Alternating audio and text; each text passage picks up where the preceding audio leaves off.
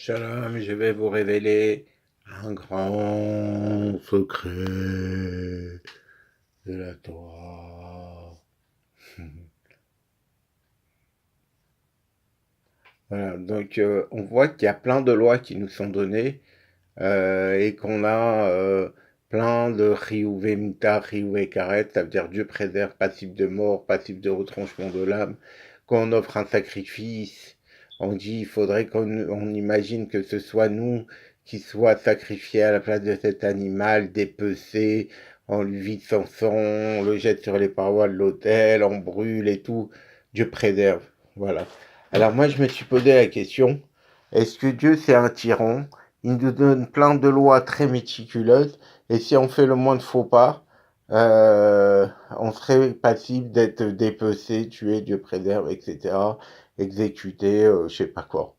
Alors je me suis dit, c'est pas possible.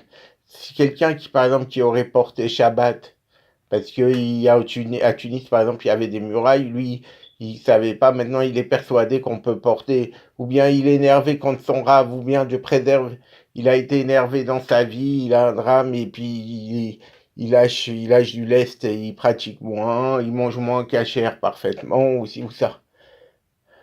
Alors il mérite d'être tué, celui-là, c'est un être ignoble, etc. Alors je vais vous dire un grand secret. Oh.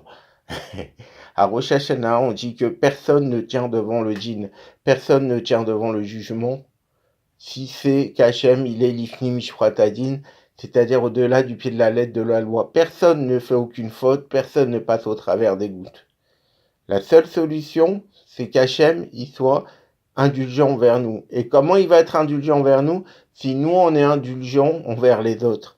En fait, tout ce jeu de mitzvot à respecter, très méticuleux, c'est pour nous faire comprendre qu'on ne peut pas tenir si on ne fait pas du bien à autrui. Si on ne fait pas du bien à autrui, qu'on est indulgent, qu'on est gentil avec eux, on ne peut pas tenir. Donc tout ce jeu de mitzvot, c'est pour nous amener à ça, pour qu'on ait la crainte, et la crainte, elle va nous amener à comprendre que même, il faut d'abord comprendre que tout ce jeu de mitzvot, c'est pour nous amener à bien nous comporter envers notre prochain. Alors on voit dans la Gemara Sanhedrin qu'il y avait Mika qui transportait des idoles lors de la traversée de la mer Rouge à la sortie d'Égypte, et tous les Beddin célestes, ils ont dit faut l'exécuter, lui aussi il faut le faire tuer. Pourquoi on tue les Égyptiens? Parce qu'ils sont idolâtres, et lui, il transporte avec lui des idoles. Alors Hachem, il dit ne le touchez pas. Il faisait du bien à chaque fois qu'il y avait un juif qui passait, il lui donnait à manger, il l'hébergeait, il lui faisait du bien et tout. Alors Hachem, Dieu, il a dit ne le touchez pas. Télim 41, Asre Maskil et Adal, Beyom Rai et Malétéou. Raphaël Israël, il dit heureux celui qui pense aux pauvres, qui se soucie de lui. Au jour du jugement, Dieu le protégera. Le seul moyen de passer entre les gouttes du jugement, c'est de faire du bien. Et tout ce jeu des mitzvot, c'est pour nous donner la crainte, parce que si on ne fait pas du bien, personne ne peut passer au travers des gouttes.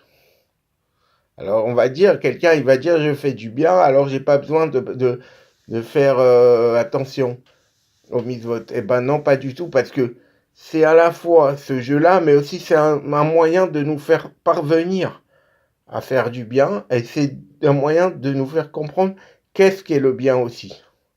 Allez, Colto.